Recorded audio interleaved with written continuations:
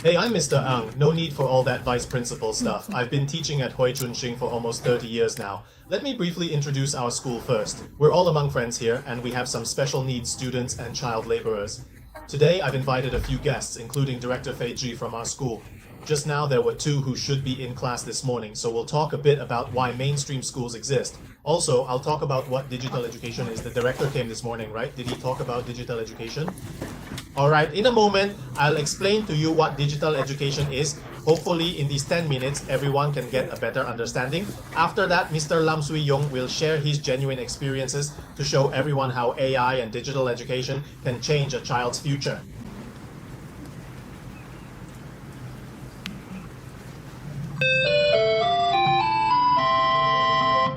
For more than 40 years, computers have been disruptors in the classroom.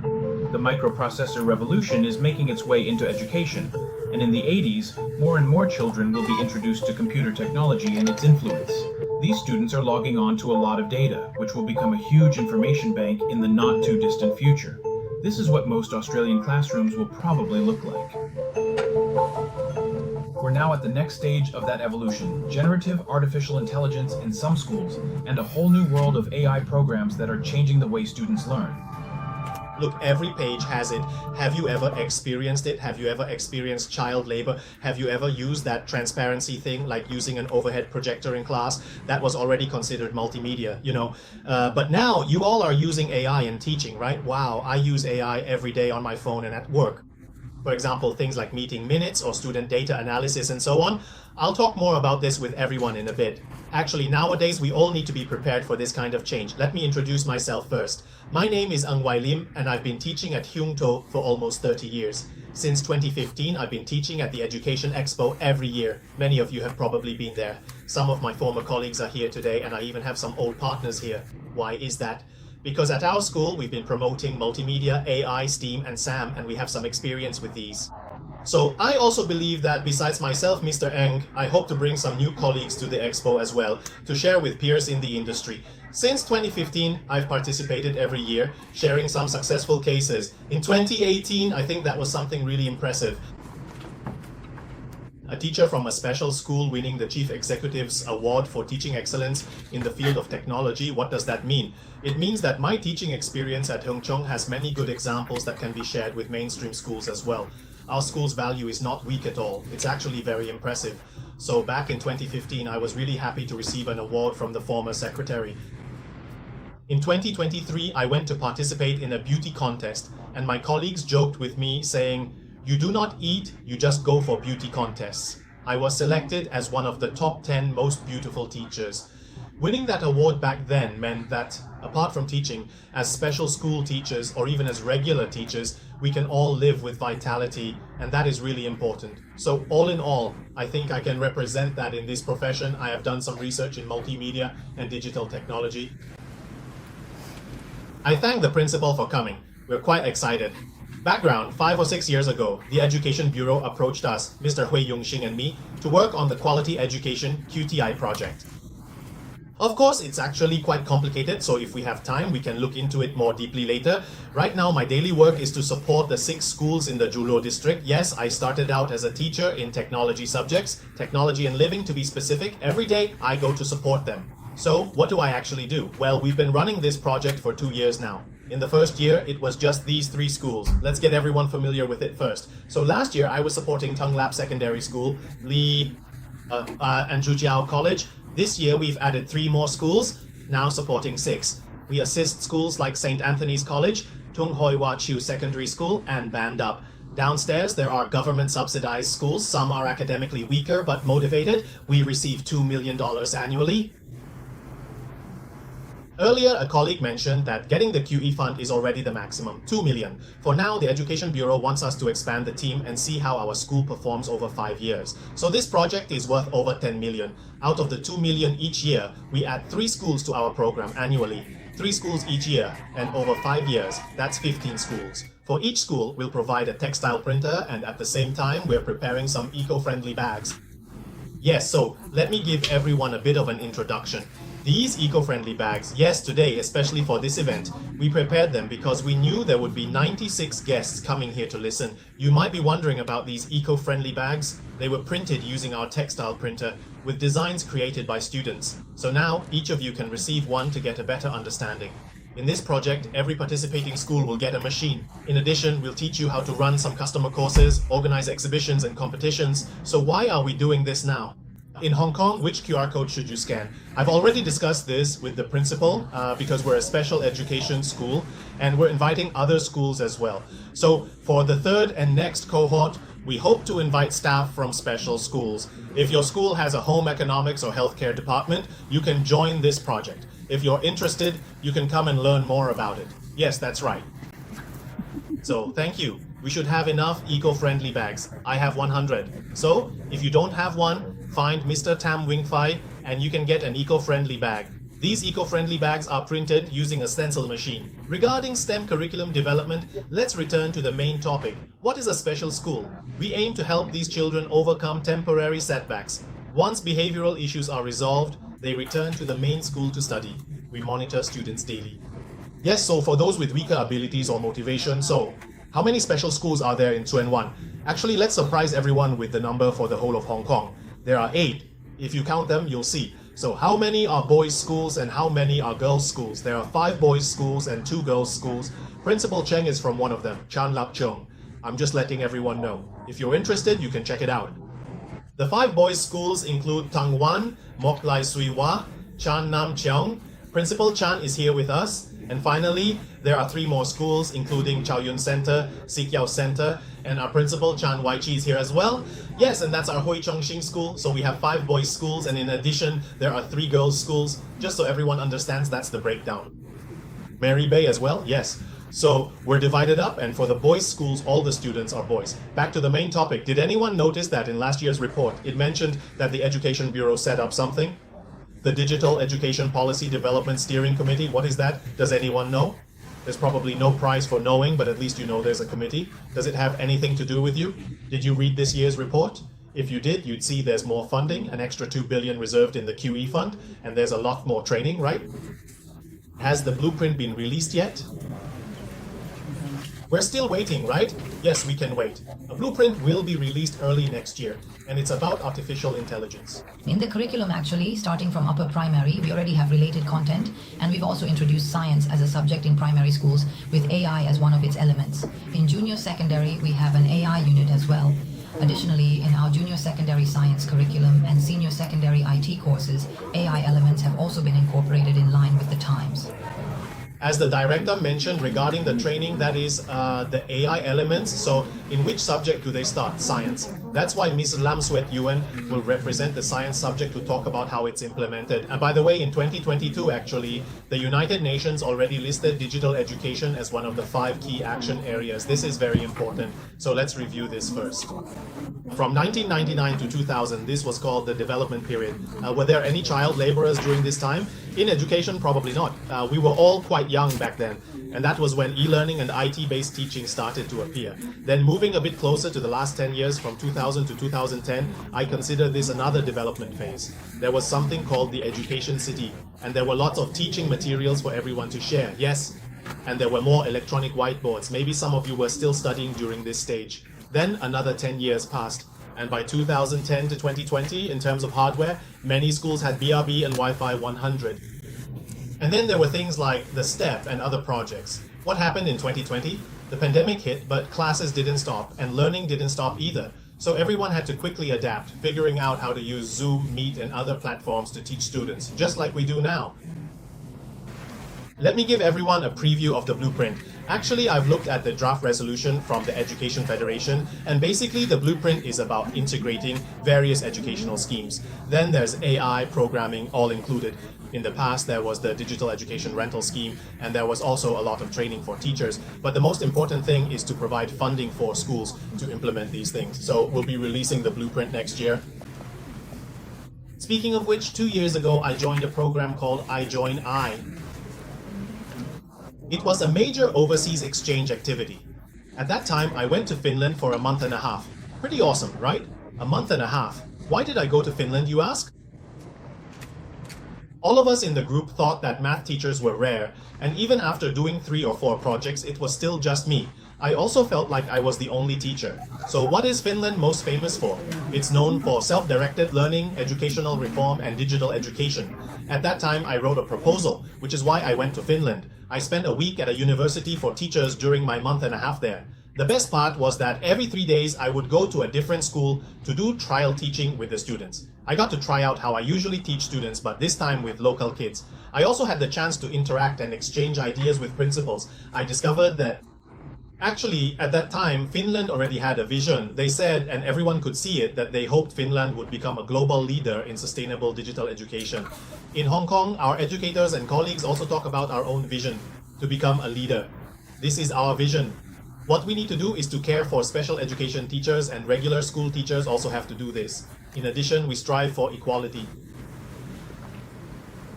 It's not just about giving everyone an iPad, right? Doing that once a day and calling it equality. What we pursue is supporting their individual needs. That's what we call equality. There shouldn't be any differences. Just now I heard Mr. Chung, I was talking with the Bureau. This is the era of AI, and it's about narrowing the gap in diversity. Everyone can get to know AI better.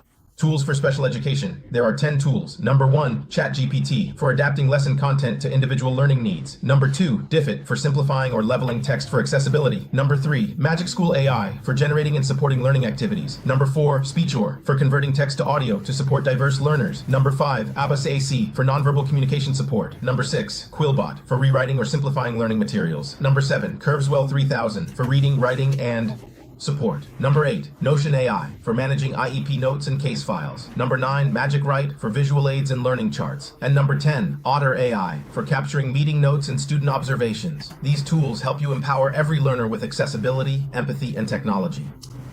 Those 20 tools were already being used in Finland 2 years ago.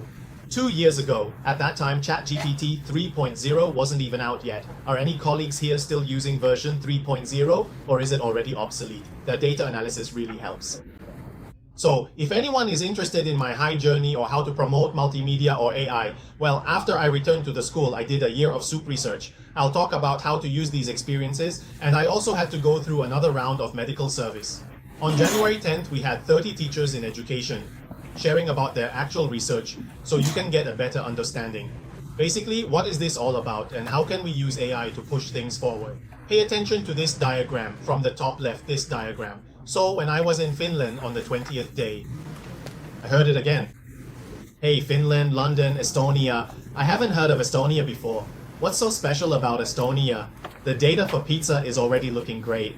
Pegasus June, let's look into it further as teachers to understand it from an educational perspective. So Mr. Eng, representing a few students, sent an email to the former speaker. At that time, this speaker was actively promoting mathematics education or even self-learning and was a huge help. So I asked if we could have an hour, just 1 hour, to have an exchange. That's what I wanted.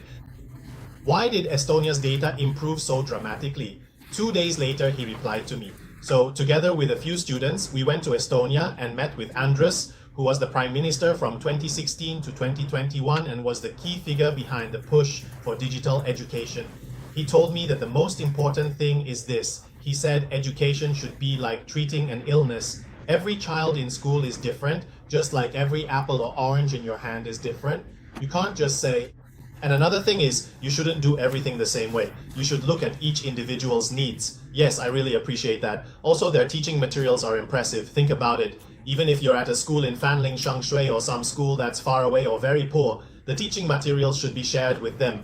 It's a nationwide system. That's why I think both Finland and Estonia are doing really well, and we in Hong Kong need to work hard to catch up. We shouldn't just keep our own curriculum to ourselves. We should share some things with others. Alright, so after these last 2 slides, I'll hand it over to Mr. Alejandro.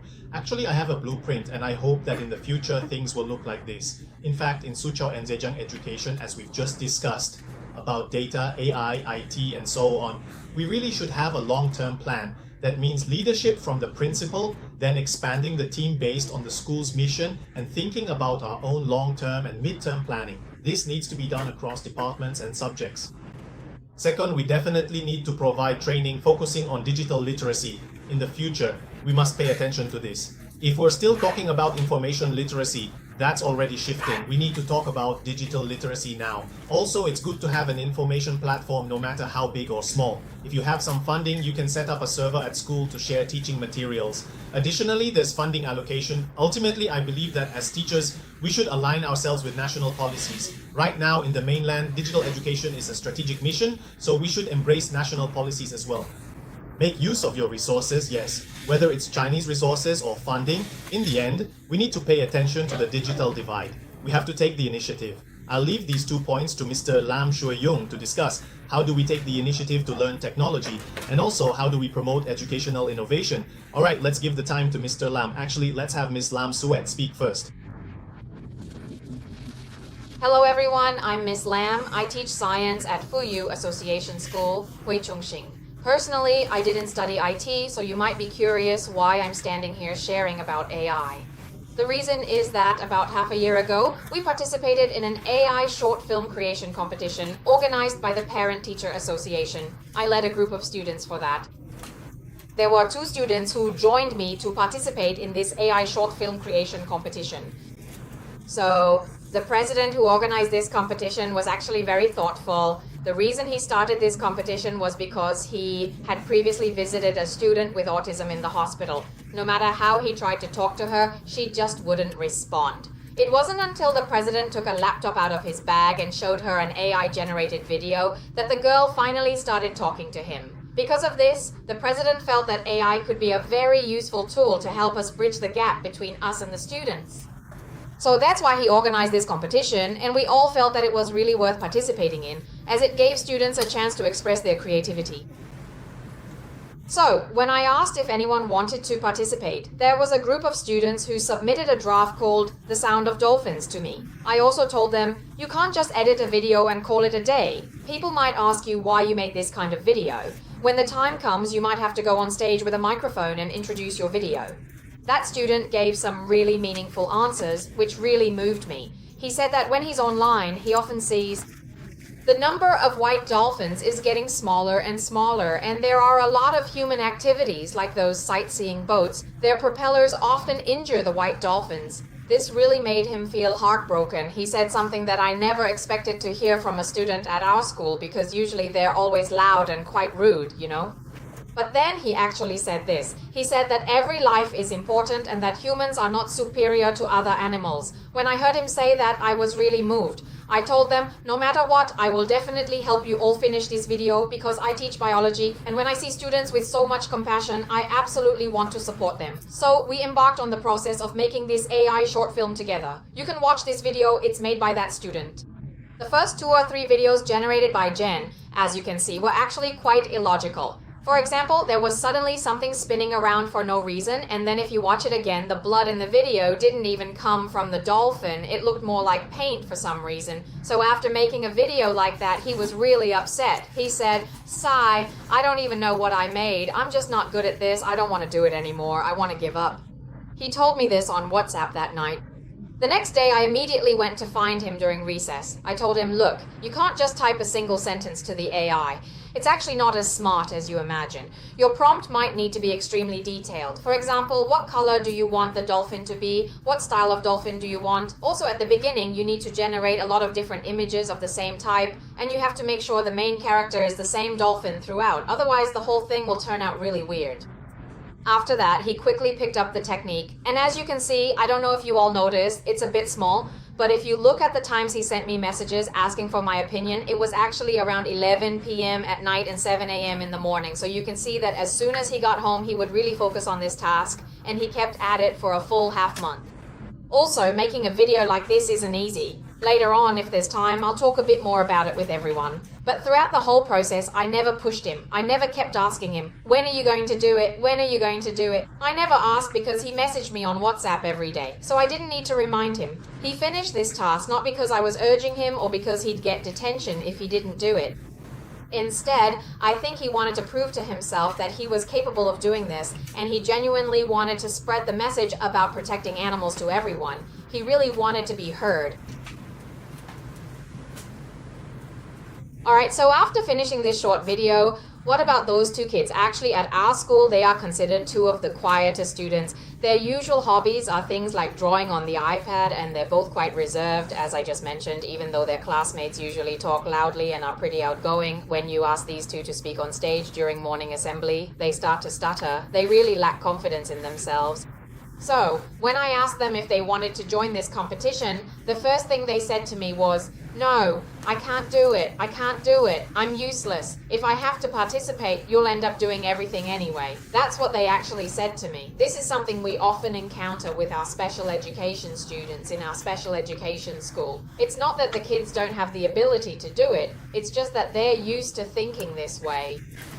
They feel like they can't do it. Maybe when they were in mainstream schools, they wrote more slowly, got scolded by teachers all the time, or often couldn't hand in their homework on time, so they got used to being criticized. This has led to their self-esteem being low. But anyway, let's take a look at that student's work now. I think everyone can pay attention to the lyrics because the lyrics were generated by them using AI, and they also reflect what they wanted to express. Let's have a look.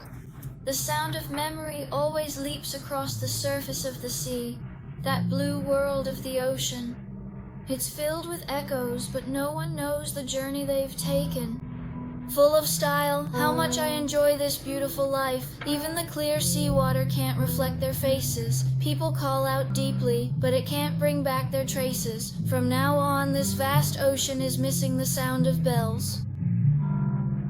How much I want to protect this precious victory. Care for the white. The magnificent dolphins and their unmelting spirit are so incredibly moving. We are dedicated to protecting these precious white dolphins, staying steadfastly by their side, diligently guarding their precious lives. Together, with unwavering commitment, we sincerely dedicate ourselves, allowing these beautiful white dolphins to truly enjoy the boundless freedom of friendship within the vast and open sea. That's it. This is the video made by the students. Actually, the whole scene is already, well, smooth, and it's all with the same dolphin, you could say. The images all match up, yeah. After making this video, I was really excited and happy. It felt like I was seeing myself.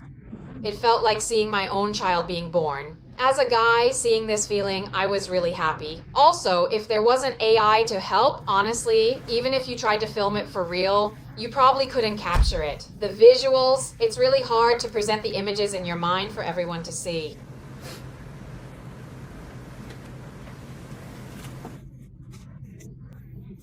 So what exactly is this short video? The footage is from my own video because both I and those two kids also participated in the same competition. But I was in the open category while they were in the secondary school category. These are the steps I took to create my story. If you're interested, I can share more with you later, since we're short on time now. If you want to learn how to make AI short videos, feel free to stay and ask me about it later. Also, here are 4 incredibly useful AI tools that I've personally used. The absolute best thing about Doubao, Dream AI, Birth, and Flash Clips is that they are all completely free to use, which is a fantastic advantage. But even though they're free, there are limitations. You'll see that you can only make a few videos per day. So if you rotate between them, you can make more videos in a day. That's why I use several of them, so I don't have to pay. I just use whichever is available. Alright, so this is my video. I'll play half a minute for everyone to see since we don't have much time. Once upon My video doesn't have the kind of depth that some classmates' videos do. I just wanted to make something visually beautiful to make myself happy. So there's a level with a universe and each planet has its own color. Then there's a group of people from a golden planet who want a place to settle, so they go around exploring. And the prince.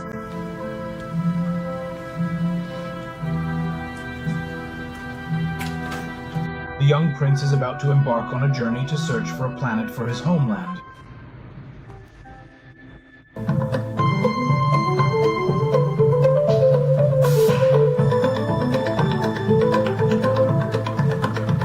So first he arrives at a black and white planet, and then he goes to a blue planet. Then there's an orange one and so on, but I don't have much time, so I'll stop here.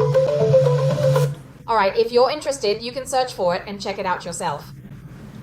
Hold on a second, let me finish up. So in the end, both my student and I ended up winning the championship in the secondary school category. I also won the championship in the open category. I remember before the awards were announced, my student and I were sitting together and I asked, do you think you'll win an award?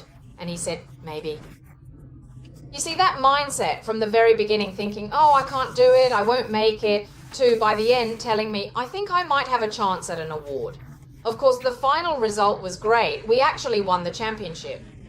Well, I think, winning the championship this time and also the prize, there was a $5,000 Apple Store voucher.